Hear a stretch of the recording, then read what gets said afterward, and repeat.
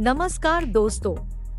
आपका स्वागत है योगेश महाजन लीगल चैनल पर। योगेश महाजन लीगल चैनल पर हम आपको प्रस्तुत करेंगे नवीनतम सुप्रीम कोर्ट के फैसलों और विभिन्न अन्य न्यायालयों के फैसलों पर और विधि ज्ञान को प्रसारित करने का प्रयास करेंगे। इस चैनल पर हम न्यायिक फैसलों के महत्व को समझाने और विधि समझौतों की युक्तियों को समझाने का प्रयास करते हैं। हमारा मकसद है कानून और न्याय के क्षेत्र में ज्ञान को आपके पास पहुंचाना, तो कृपया हमारे चैनल को सब्सक्राइब करें, घंटी आइकन दबाएं, वीडियो को लाइक और शेयर करें। तो माननीय सुप्रीम कोर्ट ने 12 जुलाई 2024 को एक फैसला है वो सुनाया है, जो कि दिल्ली के मुख्यमंत्री से जो इंटरिम बेल है उससे संबंधित है। तो आइए हम इसके थोड़े से कंटेंट्स को समझने की कोशिश करते हैं, क्योंकि जजमेंट काफ़ी 64 पेजेस की एक लंबी जजमेंट है। तो इसमें माननीय सुप्रीम कोर्ट ने क्या फैसला दिया और इंटरिम बेल से रिलेटेड था वो फैसला दिया गया था इसमें, और एक मैटर को लार्जर बेंच में भी भेजा गया है। तो आइए हम थोड़े से फैक्ट्स को समझते हैं और समझने की कोशिश करते हैं माननीय सुप्रीम कोर्ट ने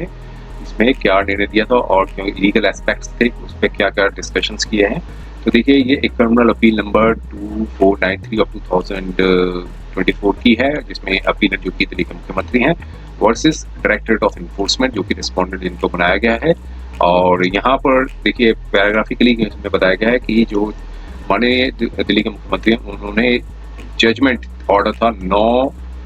अप्रैल 2024 का, जिसमें सिंगल जज ऑफ हाई कोर्ट का था, जिसमें क्रिमिनल रिट पिटीशन जो फाइल की गई थी अंडर आर्टिकल 226-227 की read with section 482 of code of criminal procedure की, जिसमें उन्होंने चैलेंज किया था जो अरेस्ट की गई है डायरेक्टरेट ऑफ इन्फोर्समेंट की, जो ऑर्डर आया था 21/3/2024 का, 21 मार्च 2024 को जब उनको अरेस्ट कर लिया गया था कि उन्होंने वायलेशन किया है section 19 of prevention of money laundering act का, और प्रोसीडिंग्स को और जो भी आए थे ऑर्डर ऑफ रिमांड का, और जो कस्टडी डायरेक्टर ऑफ इन्फोर्समेंट ने जो मांग की थी, जो ऑर्डर आया था स्पेशल जज का, उसको माननीय दिल्ली हाई कोर्ट ने रिजेक्ट कर दिया था। तो माननीय दिल्ली हाई कोर्ट के ऑर्डर को चैलेंज किया था, जिसमें माननीय दिल्ली हाई कोर्ट में उन्होंने 21 मार्च 2024 के ऑर्डर को चैलेंज किया था, लेकिन जो यहाँ पर स्पेशल लीव पिटीशन जो क्रिमिनल अपील डाली गई है उसमें दिल्ली हाई कोर्ट के ऑर्डर को चैलेंज किया गया था। अब यहाँ पर कोर्ट ने कहा कि ये अपील नहीं है कि उन्होंने एक मीन्स उनको बेल ग्रांट नहीं की गई, इस पे उन्होंने अपील नहीं डाली, बल्कि उन्होंने उनकी जो अपील थी वैलिडिटी ऑफ अरेस्ट को चैलेंज किया गया था, जो सेक्शन 19 ऑफ पीएमएल एक्ट के तहत उनकी की गई है, जो गिरफ्तारी जो की गई उस गिरफ्तारी को चैलेंज किया गया था। और यहाँ एक इम्पॉर्टेंट क्वेश्चन रेज होता है कि स्कोप्स और एम्बिएंट क्या है जो कोर्ट का, कि वो एग्जामिन करे legality of arrest under section 19 का। तो जो चूंकि जो इशू था वो लीगल नेचर था, और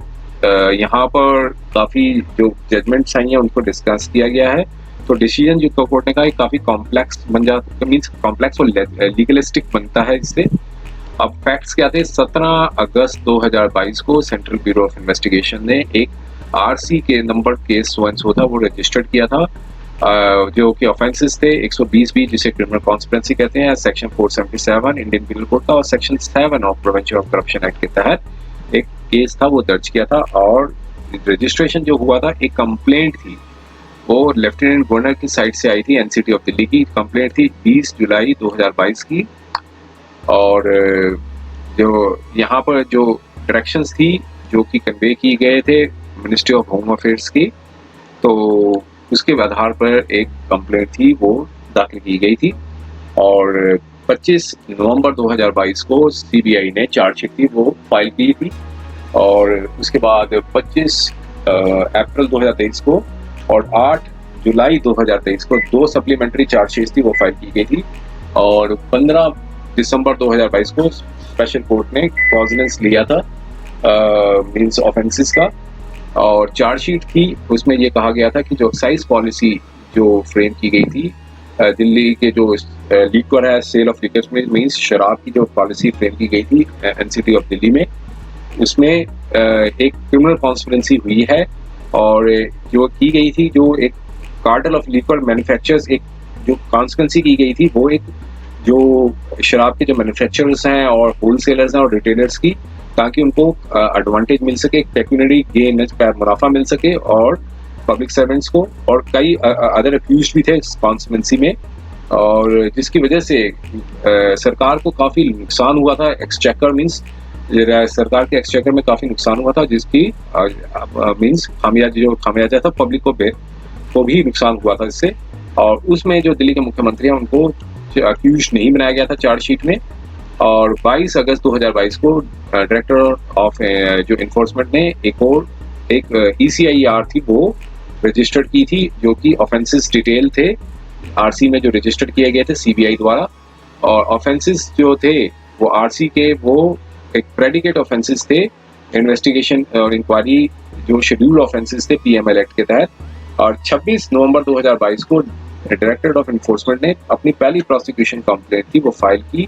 और 20 दिसंबर 2022 को स्पेशल कोर्ट ने कॉग्निजेंस दिया। उसके बाद डायरेक्टर ऑफ इन्फोर्समेंट ने 7 सप्लीमेंट्री प्रोसिक्यूशन कंप्लेंट्स की वो फाइल की थी। लास्ट कंप्लेंट में उन्होंने 7th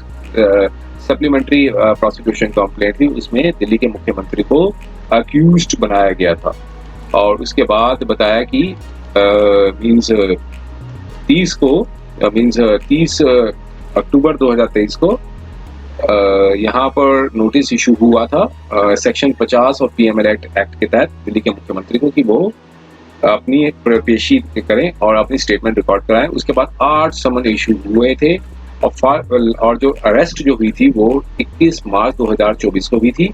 और डायरेक्टरेट ऑफ इन्फोर्समेंट ने कहा था कि जो दिल्ली के मुख्यमंत्री है वो अपेयर नहीं हुए और इन्वेस्टिगेशन ज्वाइन नहीं की। और जबकि दिल्ली के मुख्यमंत्री ने कहा कि जो समन्स और नोटिस जो इशू किए गए हैं सेक्शन 50 के तहत वो इलीगल है, बैड इन लॉ है और इनवैलिड है। और कार्डिनल ग्राउंड लिया गया प्रेजेंट अपील में कि जो दिल्ली के मुख्यमंत्री को जो अरेस्ट किया गया था वो वायलेशन है सेक्शन 19 सब पार्ट 1 ऑफ PML एक्ट के तहत। और ये भी कहा गया कि जो अरेस्ट थी वो इलीगल थी, और ऑर्डर ऑफ रिमांड जो दी गई है कस्टडी का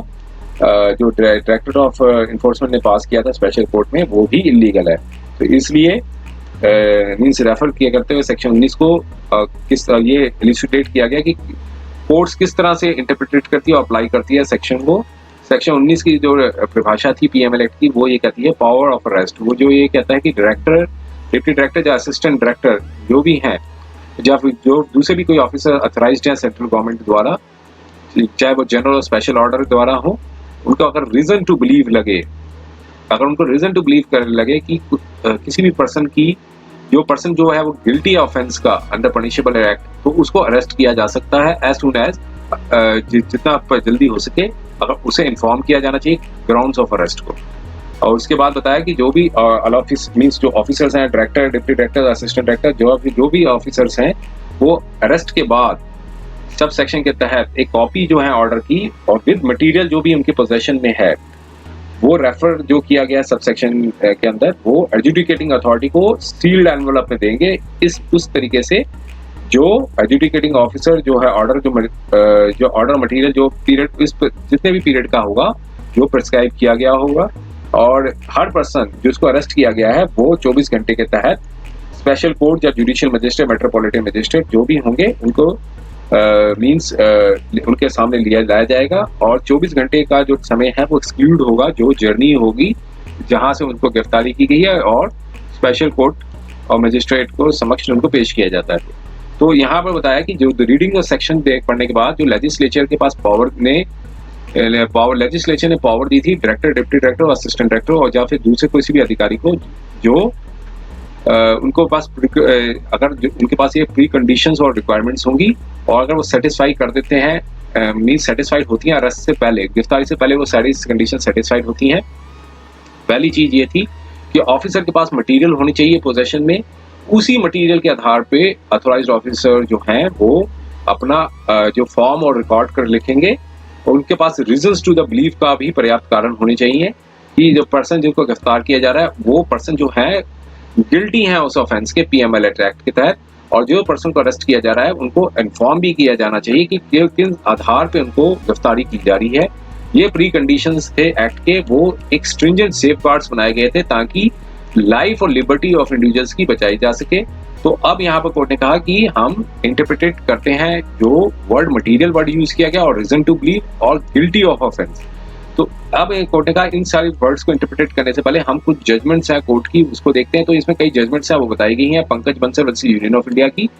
जिसमें उस जजमेंट में सेक्शन 19 ऑफ पीएमएल एक्ट और जो रेफरेंस था आर्टिकल 22 सब पार्ट 1 कॉन्स्टिट्यूशन ऑफ इंडिया का, कोर्ट ने अपनी ऑब्जर्वेशन दी थी। उस ऑब्जर्वेशन को यहाँ पर रिप्रोड्यूस किया है पूरा, और उसमें उस जजमेंट में बताया गया था सेक्शन 19 जो है वो चेक करता है डेजिग्नेटेड ऑफिसर्स जिनको उनको फॉलो करना चाहिए, और रीजन टू बिलीव जो अलेज्ड इन्वॉल्वमेंट है अरेस्टी की, और उनकी जो रिकॉर्ड किया जाना चाहिए कि क्यों उनको रीजन टू बिलीव को राइटिंग में रिकॉर्ड होना चाहिए, और जो अफेक्टेड अरेस्ट है जिनका अरेस्ट गिरफ्तारी की जा रही है उनको भी रीजंस है अरेस्टी को वो रीजंस बताए जाने चाहिए, और कॉपी ऑफ अरेस्ट है जो मटेरियल उनकी पोजेशन में है वो सेफ कस्टडी में एडजुडिकेटिंग अथॉरिटी को दे देना चाहिए, जिससे क्या होगा कि फेयरनेस, ऑब्जेक्टिविटी और अकाउंटेबिलिटी बनेगी डेजिग्नेटेड ऑफिसर की, जो जिन्होंने अपना ओपिनियन बनाया है और इन्वॉल्व किया है अरेस्टी जो offence of the money laundering के जो ऑफेंस के अंदर उनको इन्वॉल्व किया है। जो तो इन्वॉल्वमेंट ऑफ अरेस्टी का इन्वॉल्वमेंट कितना है इसमें, तो अरेस्टी जो अरेस्ट किया गया सेक्शन 19 पीएमएल एक्ट के तहत, वो प्रोसिक्यूशन कंप्लेंट से पहले जो मींस अरेस्ट जो है प्रोसिक्यूशन कंप्लेंट से पहले में अकर अरेस्ट जो है सेक्शन 19(1) पीएमएल एक्ट का जो है वो प्रोसिक्यूशन कंप्लेंट से पहले भी किया जा सकता है, और एंड बिफोर दी स्पेशल जज जो है अगर वो कॉजनेस लेते हैं उससे पहले वो उनको किया जा सकता है अरेस्ट। और जब तक प्रोसिक्यूशन कंप्लेंट फाइल की जाती है कोई रिक्वायरमेंट नहीं बनती है अक्यूज्ड को ECIR की कॉपी देने की। तो क्योंकि कहा ECIR जो डॉक्यूमेंट है एक तरह का FIR होती है, वो कोर्ट ने कहा कि एक पब्लिक डॉक्यूमेंट नहीं है, वो एक चेक्स एंड इंट्रोड्यूस करता है चेक्स एंड बैलेंसेस को। तो ECIR एक पब्लिक डॉक्यूमेंट नहीं है बल्कि एक कंप्लेंट होती है, सॉरी FIR नहीं, एक कंप्लेंट होती है। तो ये सेक्शन 19 सब पार्ट 1 जो है वो इम्पोज करता है सेफगार्ड राइट्स और लिबर्टी ऑफ अरेस्टी को, और ये कंप्लायंस में होना चाहिए जो सेक्शन आर्टिकल 22 का जो सब पार्ट 1 है संविधान का, उसको ये कंप्लायंस होगी तभी ये प्रोटेक्ट कर पाएगा। तो कई जजमेंट्स का यहाँ पर उन्होंने बताया है, काफी लेंथी जजमेंट है इसलिए हम लास्ट के जो पैराग्राफ्स है उसमें चलते हैं। फाइनली ओपिनियन क्या हुआ इंटरप्रिटेशन देने के बाद, तो हम उन पैराग्राफ्स को देखते हैं। और यहाँ बताया था कि DOE जो डायरेक्टरेट ऑफ आर्गुमेंट सुनने के बाद सब कुछ बनने के बाद, ये दोनों पक्षों के सुनने के बाद ये बताया कि DOE ने डायरेक्टरेट ऑफ एनफोर्समेंट ने अपनी सबमिशन दी थी कि नेसेसिटी ऑफ अरेस्ट जो है वो सेटिस्फाइड होता है दिल्ली के चीफ मिनिस्टर के ऊपर, क्योंकि वो अपीयर नहीं हो पाए। 9 समन्स इनको इशू किए गए थे 30 अक्टूबर 2023 का, 18 दिसंबर 2023 का, 22 दिसंबर 2023 का, 12 जनवरी 2023 का, 31 जनवरी 2023 का, 14 फरवरी, 21 फरवरी, 26 फरवरी और 16 मार्च का। तो ये सबमिट किया कि अरेस्ट जो है वो पार्ट एंड पार्सल बनती है इन्वेस्टिगेशन की, ताकि एविडेंस को सिक्योर किया जा सके और जिसकी वजह से एक मटेरियल फैक्ट्स हैं वो डिस्कवर किए जा सके, जो एक रेलिवेंट इंफॉर्मेशन बताई गई थी P Chidambaram versus directorate of enforcement की। जबकि दिल्ली के मुख्यमंत्री की साइड से ये सबमिशन दी गई कि कोई नेसेसिटी नहीं थी अरेस्ट की। 21 मार्च 2024 को RC और ECIR थी वो अगस्त 2022 में रजिस्टर्ड हो गई थी, और मटेरियल जो था जिस पर रिलाई किया गया रीजंस टू बिलीव वो प्रायर था जुलाई 2023 का। स्टेटमेंट जो लिए गए थे सेक्शन 50 पीएमएल एक्ट के तहत और 164 कोड ऑफ क्रिमिनल प्रोसीजर के, और जो कुछ लोगों के नाम बताए वो जो उस पीरियड के थे वो जुलाई 2023 के जो पहले के पीरियड के थे। तो इसलिए कोई नेसेसरी नहीं बनता कि चीफ मिनिस्टर साहब को अरेस्ट किया जाए 21 मार्च 2024 को बेस्ड ऑन दी उस मटेरियल के आधार पे। और फिर पंकज बंसल की जो जजमेंट थी उसमें कोर्ट ने ऑब्जर्व किया था कि अगर कोई विटनेस मतलब कोई कॉपरेट नहीं करता, नॉन कॉपरेशन ऑफ विटनेस की नॉन कॉपरेशन की वजह से जो समन इशू हुए हैं सेक्शन 50 के 2002 के जो 2002 का जो कानून बना है सेक्शन 50 पीएमएल एक्ट का, वो इनफ नहीं बनता कि उसको अरेस्ट कर लिया जाए सेक्शन 90 का। जो पंकज बंसल की जजमेंट के यहाँ पर कंटेंट्स रेज किए गए थे, और वेबसाइट ऑफ डाटा अवेलेबल था DOE का, उसमें बताया गया है 21 जनवरी 2023 को 5906 ECIR रिकॉर्ड्स किए गए हैं। सर्च जो कंडक्ट की गई थी 531 केसेस में की गई थी, और सर्च वारंट से 4954 सर्च वारंट इशू हुए हैं। तो टोटल नंबर ऑफ ECI जो रिकॉर्ड की गई है अगेंस्ट एक्स MP MLA और MLC की वो 176 है। तो नंबर ऑफ पर्सन जिनको अरेस्ट किया गया है वो 513 है, और नंबर ऑफ प्रोसिक्यूशन कंप्लेंट्स जो फाइल्ड की गई हैं वो 1142 है। तो डाटा जो है वो एक नंबर ऑफ क्वेश्चंस रेज करता है, जो एक ये क्वेश्चन भी रेज करता है क्या डायरेक्टर ऑफ एनफोर्समेंट ने एक पॉलिसी को फॉर्मुलेट किया है कि जब वो अरेस्ट करते हैं पर्सन को जो इन्वॉल्व है इस ऑफेंसेस के अंडर पीएमएल एक्ट के तहत, कोर्ट ने आगे फर्दर कहा कि हम इस कॉन्शियस है इस प्रिंसिपल के ऑफ पैरिटी के और इक्वलिटी के जो इंश्योर्ड है अंडर आर्टिकल 14 ऑफ कॉन्स्टिट्यूशन में, वो उसे इन्वोक नहीं किया जा सकता फॉर रिपीटेड और मल्टीप्लाइंग इरेगुलरिटी और इलीगलिटी को। अगर कोई एडवांटेज या बेनिफिट रॉन्गली दे दिया गया है, अदर पर्सन जो है वो सेम एडवांटेज नहीं ले सकता as a matter of right के तहत ऑन अकाउंट ऑफ एरर और मिस्टेक्स। एक व्यक्ति को अगर कोई फायदा दे दिया तो उससे उस बेसिस को क्लेम नहीं कर सकता और दिस प्रिंसिपल अप्लाई नहीं कर सकता दो और मोर केस जो कोर्सेज अवेलेबल हैं टू दी अथॉरिटीज। जो डॉक्ट्रिन ऑफ नीड और नेसेसिटी जो है बनती है वो इस प्रिंसिपल को एक्सेप्ट करती है। सेक्शन 45 जो है वो ओपिनियन पे बनता है, primary on the opinion of DOE का, जो जब बेल ग्रांट की जाती है डायरेक्टरेट ऑफ इन्फोर्समेंट जो है वो यूनिफॉर्मली और कंसिस्टेंटली और कंडक्ट करता है, कंफर्म करता है एक रूल जो है सबके ऊपर। तो जो अदर डेवलपमेंट्स हुई हैं लास्ट डिकेड्स में और जिसमें प्रिंसिपल प्रोपोर्शनैलिटी को देखते हुए फंडामेंटल राइट्स और जो है वो राइट्स टू लाइफ और लिबर्टी भी इन्वॉल्व होती है। एक जजमेंट आई थी कोर्ट की, chairman all India railway recruitment board versus के श्याम कुमार की, उस जजमेंट डिसीजन जो है वो उस जजमेंट में हाउस ऑफ लॉर्ड्स का डिसीजन को रेफर किया गया था R versus secretary of state में। हाउस ऑफ लॉर्ड्स ने ये स्ट्रेस किया था कि जब ह्यूमन राइट्स इश्यूज इन्वॉल्व होते हैं प्रोपोर्शनैलिटी जो है वो एप्रोप्रिएट होनी चाहिए स्टैंडर्ड ऑफ रिव्यू की। जो प्रोपोर्शनैलिटी जो है वो एक एप्रोप्रिएट स्टैंडर्ड ऑफ रिव्यू बनता है इसमें। तो प्रोपोर्शनैलिटी टेस्ट जो है यहाँ पर बताया कि मोर प्रिसाइसली और सोफिस्टिकेटेड है other traditional grounds of review को देखते हुए, और कोर्ट जो है वो देखती है बैलेंस जो स्ट्राइक हुआ है, जो बैलेंस जो स्ट्रक बनता है डिसीजन मेकर का, और नॉट मेरली कि एक रेंज ऑफ रैशनल और रीजनेबल डिसीजन दिए गए हैं। जो मैटर इन दिस मैनर जो प्रोपोर्शनलिटी फर्दर भी जाती है ट्रेडिशनल ग्राउंड्स ऑफ रिव्यू को, क्योंकि ये रिक्वायर करती है attention to the relative weight according to the interest और कंसिडरेशंस को देखते हुए। State of Uttar Pradesh versus Lal जिसमें अदर कई केसेस को रेफर किया गया था और वो ये कहता था कि प्रोपोर्शनलिटी टेस्ट जो है वो एक सेफगार्ड बनते हैं फंडामेंटल राइट्स ऑफ सिटीजन्स के, ताकि एक फेयर बैलेंस बन सके इंडिविजुअल और पब्लिक इंटरेस्ट के बीच में। तो ये कोर्ट्स को देखना है, जज करना है कि एक्शंस क्या रियली एक्शंस की रियली आवश्यकता है कि with in the range of the courses और एक्शंस जो हैं वो कुड बी रीजनेबली फॉलो किए जा सकते हैं। प्रोपोर्शनलिटी जो है वो एक more concern with the AIIMS and intention of the decision maker, और वेदर डिसीजन मेकर जो है वो मोर और लेस करेक्ट बैलेंस और इक्विलिब्रियम मेंटेन कर सके हैं। तो ये कई प्रोपोर्शनलिटी जो जजमेंट थी वो कई डिसीजंस आए थे, उसको फॉलो किया था। Modern dental colleges research centre versus state of Madhya Pradesh के Puttaswamy and other Aadhaar case हुआ था यूनियन ऑफ इंडिया का, और Anuradha Bhasin versus union of India and others का। ये सारे जजमेंट्स को भी यहाँ पर प्रोपोर्शनलिटी का पर डिस्कस किया गया था और कॉन्स्टिट्यूशनल बेंच ने डॉक्ट्राइन और प्रोपोर्शनलिटी अप्लाई की थी ताकि एक स्ट्राइक जो एक इलेक्ट्रॉन बॉन्ड स्कीम थी उसको स्ट्राइक कर दिया गया था जो एक association of democratic reforms versus union of India का। तो इस वे पे द प्रेजेंट केस भी जो रिलेट करता है फंडिंग ऑफ द इलेक्शंस को, उस केस में जो present also relates to the funding of elections and issues जो एग्जामिन इन डेप्थ भी किया गया था एसोसिएशन ऑफ डेमोक्रेटिक रिफॉर्म्स में। इन डिस्कशंस को देखते हुए एक विजय मंडल चौधरी की डिस्कशन देते हुए डिसीजन रेफर किया गया है थ्री बेंच का। तो यहाँ पर उस एप्रोप्रिएट को देखते हुए ये फॉलोइंग क्वेश्चंस ऑफ लॉ थे जो कंसीडर किए गए थे लार्जर बेंच द्वारा। तो पहली चीज ये डिस्कस की गई थी कि नीड और नेसेसिटी ऑफ अरेस्ट जो है वो एक सेपरेट ग्राउंड है कि ऑर्डर ऑफ अरेस्ट के लिए कि जो सेक्शन 19(1) सब पार्ट्स पीएमएल एक्ट के तहत किया गया है। क्या need of necessity of arrest जो है वो रेफर करता है satisfaction of the following parameters to arrest, और जो पर्सन को कस्टडी में लेने के लिए, और it relates to other personal grounds और reasons regarding necessity to arrest in the persons in the facts और सर्कमस्टांसेस केस को देखते हुए अगर ए और बी का आंसर अफर्मेटिव है तो क्या पैरामीटर्स ऑफ फैक्ट्स जो हैं वो कोर्ट को कंसीडर करने चाहिए जब need of necessity of arrest का जो क्वेश्चन को एग्जामिन करना हो। तो अब ये मैटर को कहा है कि हम लार्जर बेंच पे भेजते हैं, क्योंकि हम डिस्पाइट ऑफ आवर फाइंडिंग्स को देखते हुए, रीजंस टू बिलीव को देखते हुए, इस फाइंडिंग को देखते हुए हम कंसीडर करते हैं कि क्या इंटरिम बेल जो मिलनी चाहिए दिल्ली चीफ मिनिस्टर को। फैक्ट्स और अब इस फैक्ट को देखें कि राइट टू द लाइफ और लिबर्टी जो है वो एक सैक्रोसैंक्ट है, और दिल्ली के चीफ मिनिस्टर जो है वो इनकार्सिनेट 90 दिन से ज्यादा इनकार्सिनेट किया गया है, और क्वेश्चंस जो रेफर किए गए हैं वो उसको इन डेप्थ पे रिक्वायरमेंट की आवश्यकता है बाय लार्जर बेंच द्वारा। तो हम डायरेक्शन देते हैं कि दिल्ली के मुख्यमंत्री को उनको इंटरिम बेल पे छोड़ देना चाहिए। इन जो केस था ECIR का डेटेड 22 अगस्त 2022 में किया गया था ऑन दी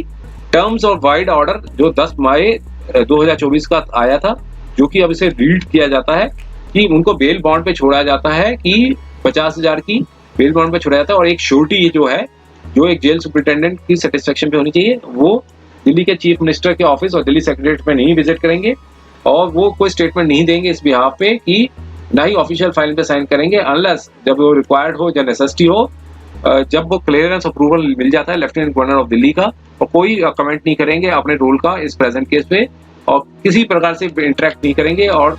किसी ऑफिशियल फाइल जो इस कनेक्टेड की है उसके साथ मींस असेस नहीं करेंगे। तो इंटरिम बेल जो है वो एक्सटेंड भी की जा सकती है और रिकॉल भी की जा सकती है लार्जर बेंच द्वारा। हम कोर्ट ने कहा हम कॉन्शियस है कि दिल्ली के जो मुख्यमंत्री हैं वो एक इलेक्टेड लीडर हैं और चीफ मिनिस्टर भी हैं और पोस्ट जो है इंपॉर्टेंस और इन्फ्लुएंस की भी है और हम एलिगेशंस को रेफर भी करते हैं। हम कोई डायरेक्शन नहीं दे सकते कि